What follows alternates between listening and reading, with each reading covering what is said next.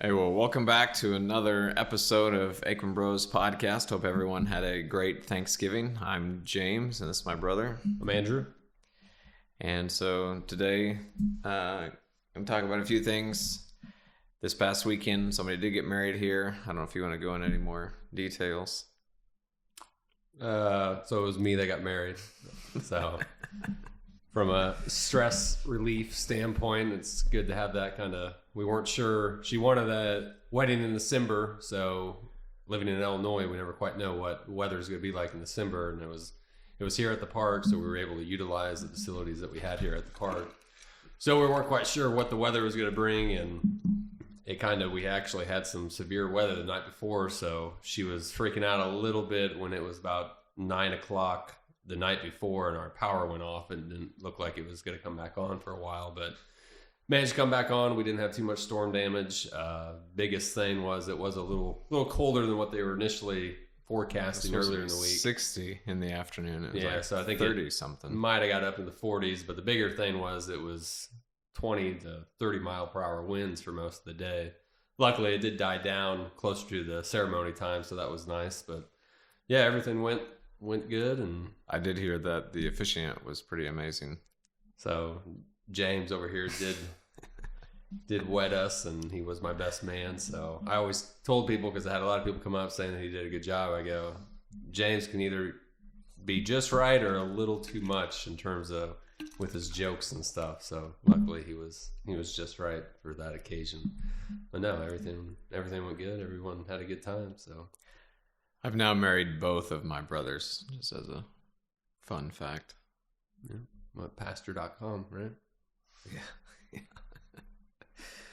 Well, do you want to give a shout out to Adam, our kind of producer back here, kind of calmed Julia down right before the ceremony, going over how his camcorder worked to take her mind off of things. So she told me that after we walked out of the ceremony, and I got a good laugh out of that. So, well, yeah, good time. Yeah. So if you're looking to get married, we've got an awesome spot for you to get married. Yeah. So next question.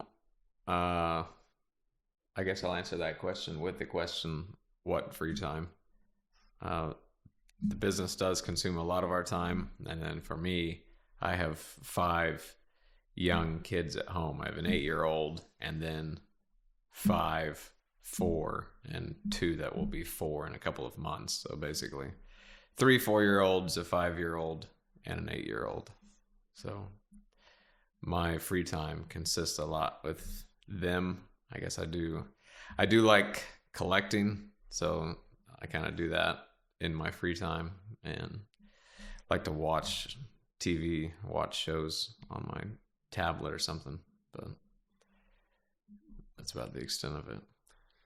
Kind of in the same boat. Don't have 5 kids yet, but I did have, we had our first child earlier this year, so that was definitely a game changer from the free time aspect after everything with work gets done or whatever. But then also in the process of renovating our house, so combining that with... By renovating, he means basically adding on and building a mansion. I don't know how many times I got to tell people this.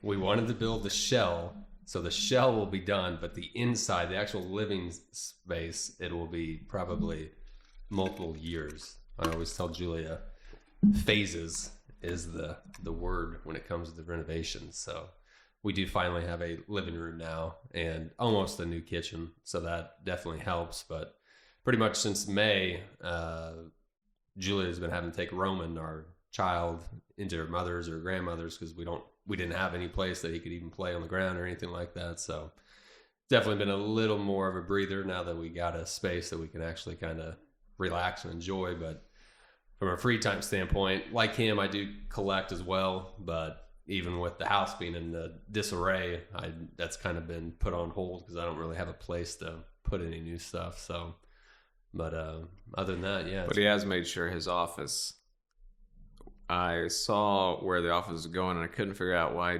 the floor of Julia's office was higher and Andy's was lower. So you have to step down to get into what will be his office. And then I should have realized this, but he explained it to me. That gives him more wall space to put more figures. It's one of the perks of designing your own house. You can actually think through all this stuff. So yes, there are certain things with my office / collecting room that I'm able to do since I'm building it from scratch, as opposed to trying to modify just an existing room or anything like that. So, but yeah, other than that, I mean, we don't really have much free time to kind of do anything else. Any other free time we have, it's either doing kind of family related stuff with the whole family or I do love going out to eat or going to the movies. He's a pain in the butt because he rarely likes any movie out there. So he's a pretty hardcore movie critic. So to get him to go to a movie is I'm sorry that I like quality over quantity of going to movies, especially with how things have kind of changed since COVID. It's not necessarily the simplest of tasks either. So his definition of quality: Avengers Endgame, the most popular movie ever. It was for him. So I thought it was all right. Not the greatest judge on quality. We'll just throw that out there. I guess we'll have to save that for another topic another day. So there is the venue kind of space / former restaurant building that's on the property. We've talked about before, it's coming back into Aikman Wildlife. So we will continue having wedding receptions there that will be able to be included now in the weddings that we offer in the loft. We're still kind of talking through what to name that facility itself, but we've always known we wanted to have a restaurant. I don't know when the restaurant would happen. A more family style safari grill type of restaurant would probably happen sooner than our small menu, locally grown, nicer sit down restaurant would take place. But we are kind of working on what that lunch type menu would look like, what food options, looking into what other parks or amusement parks serve at their kind of nicer concession stand type buildings, and seeing what all is involved with that, what the prices are, and determining kind of what investment we have to make before we can open it up, and then also just figuring out what manpower is needed. The wildlife park has been very blessed, I think partly because of the wildlife aspect. We've always been able to find people to work. Just working in a restaurant, though, might be a little harder. A little more of a challenge, potentially, to find reliable, good help. So we are working on kind of what the interior looks like, working with a designer on that, talking through that. And again, like I said, kind of researching what food options are available. Probably be more lunch focused from the park standpoint, and then eventually be adding a dinner option that could be a completely different restaurant and feel when you walk into the evening atmosphere. So we're very much outside the box thinkers, and so kind of exploring what it looks like to have two different restaurants operating out of the same space. Yeah. So that's kind of the long-term goal in terms of getting to the point where we have two restaurants, but definitely short-term is really kind of just emphasizing the event side of it. So we are definitely still able to do all sorts of different sort of events, whether it's weddings, corporate parties, anything like that. Julia, my wife, she's the one that's kind of taken over that. So I know we already have 8 or 9 weddings for 2022. Our first one's actually coming up in a few weeks. We got our first January wedding here that we've ever had. So that's going to be, like I was saying, we were a little concerned about the weather element for our wedding in December. It's going to be a little interesting to see how that plays out, because they are utilizing both facilities, both the loft to do the ceremony and then the reception hall. So that'll be a little interesting. But no, we got one in January, and then I think we got a party in January as well from a business, and then I think some March weddings, and so yeah, it's already starting to get a. So there are a few weekends left. So book now before they run out. But so I think moving on to the animal topic. Today we're talking about Randy. So Randy's probably one of our most famous animals at the park. Daniel, the guy who's become our adopted brother, has been with us from the beginning, got Randy when he was pretty young, I think maybe a year old. Raised him, trained him how to do rides, and would do camel rides at some of the local events and festivals. And so then when Daniel came to the park in the beginning, Randy came with him, and Randy's been here ever since. I think Randy's going on 15 years old, maybe. Something like that. It's funny when he came here, so about 5-6 years ago, would have been around 10. I think we all kind of assumed he was pretty much done growing, and then in he just first growing. 18 months he was here, he literally grew 12 inches taller. Yeah. So I always tell when I'm doing a wagon or anything, on my wagons, we no longer let people hand feed the camels just because there's been some issues with them getting a little too, I guess, aggressive getting the food out of people. So they just feed off the wagons. But I always have to tell people that Randy's the main reason why we have to add new rules to the wagon tours. Last one being we have to make sure that we keep the feed bowls tucked underneath the seats, because he has gotten so big over the years that he can actually go over the railings that are kind of designed that when we designed the wagons, there was no way, if you're sitting back in your seat with your bowl in your lap, there was no way any of our animals could reach you. But Randy has proved that wrong. I think it was a couple years ago we noticed that he was able to, if someone's holding a feed bowl in their lap, if he's in the right mood and in the right spot, he will go right over that railing and eat out of your lap and potentially try to take your whole bowl. So he's definitely a little bit of an ornery animal when it comes to his personality. There's some days that he's the best animal out there. There's other days that you wish he would be on the other side of the drive-through park. I know early on when our two big horses were pregnant with the two that were born, that would have been 2017, I think, is when they were born. We would get them in every morning to give them kind of an extra boost of minerals and stuff, the horses. And it seemed like camels are very smart animals. So it seemed like Randy always knew what we were trying to do. And the horses don't like Randy whatsoever, especially the older females, the mothers. So, a process that should take 10 minutes ended up taking 20 to 30 minutes sometimes, because we'd get the horses close to the area that we were wanting to get them in. And then all of a sudden, out of nowhere, Randy just comes flying in and just stirs everything up and chases the horses all the way down to the south end of the property. So that started to become more of a routine thing where we actually had to watch out, see where Randy was in comparison to the horses to kind of make sure we didn't have to waste our time going to get him again. But yeah, he's definitely the king of the drive-through for sure. I think at the moment, the only animal that has finally realized that he can kind of stand his ground is Finn, one of our Scottish Highlanders.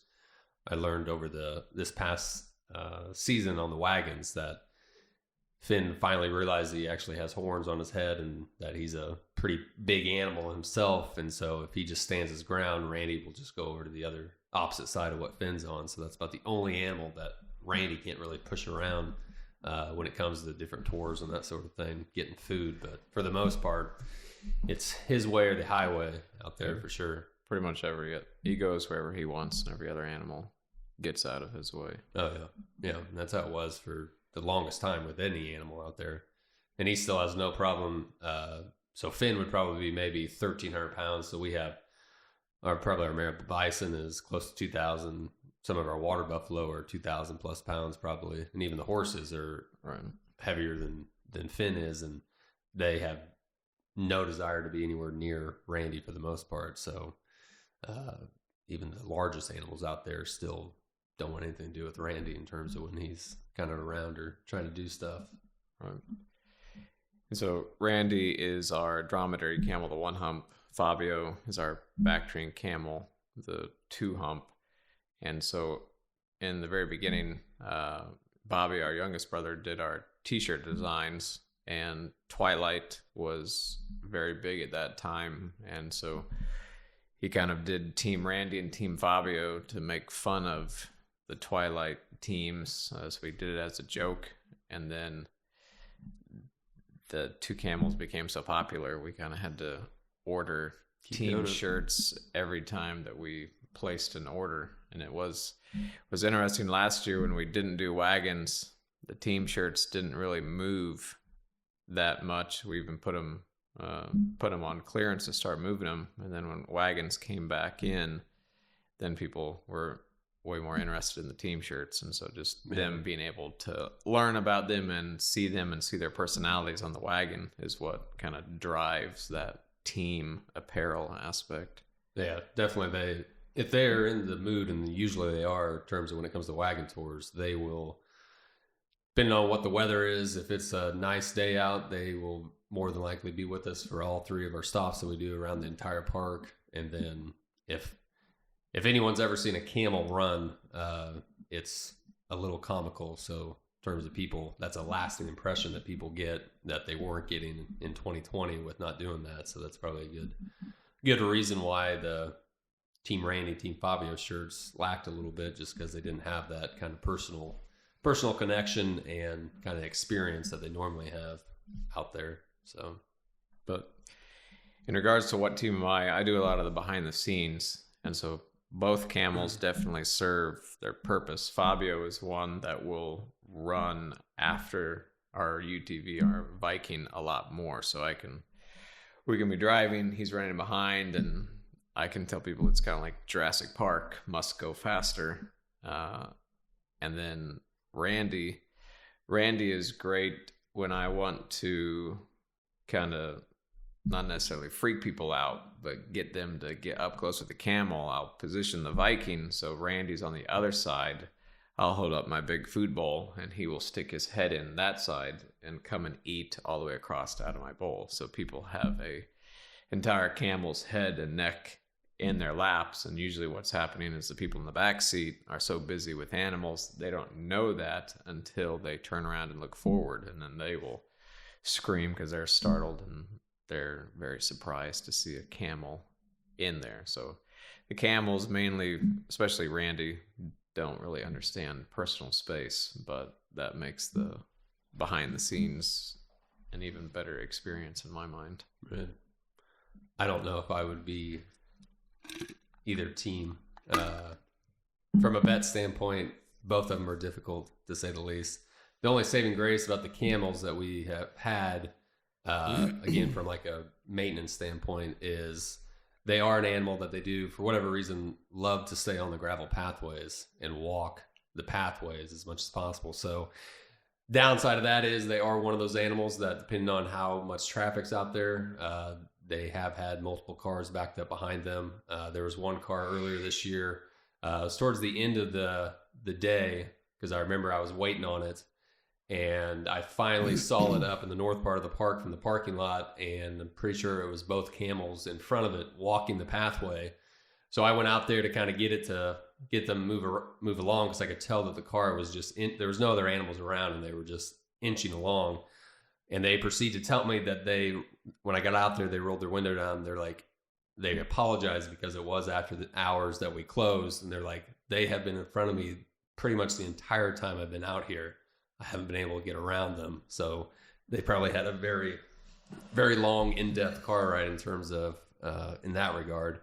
But the nice thing about them walking on that gravel so much, it naturally keeps their hooves trimmed down. So far we haven't had any issues with hooves with them, and we haven't had to do any sort of actual hoof work on them. So we are very, very grateful for that. But it's kind of, both camels have good days and both camels have bad days. So I don't know if there's one that's a little better than the other one. They have their pluses and minuses, I guess.